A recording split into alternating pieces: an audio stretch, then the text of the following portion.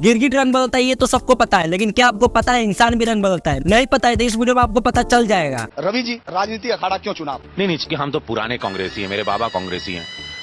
तीन कांग्रेसी, 3 गांधियों का खून इस हिंदुस्तान की मिट्टी में सना हुआ है, वो हम लोगों को कभी नहीं भूलना चाहिए। बात तो सही है। देश की तरक्की भी हुई है, तो मैं ये कहूंगा कि भाई देखो, जुबान कट जाती तो दांत आदमी नहीं तोड़ता। मुझे लोगों ने कहा दूसरी पार्टी में क्यों नहीं, कि मौसम और भी दूसरी पार्टियों का भी है।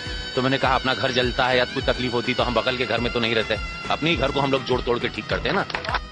रुको जरा, सबर करो। अरे कांग्रेसियों, जिंदगी झंडवा हो जैसन सोचले रहनी वैसन मोदी जी मोर बाड़े।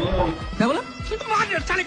अरे भाई, हमारे देश के नेता इतना रंग बदलते हैं जितना गिरगिट ना बदल सके, और इनके बातों का वैल्यू और भरोसा उतना ही % होता है जितना कि भाई उर्पी जवेद के शरीर पे कपड़ा, मतलब भाई 0%। अच्छा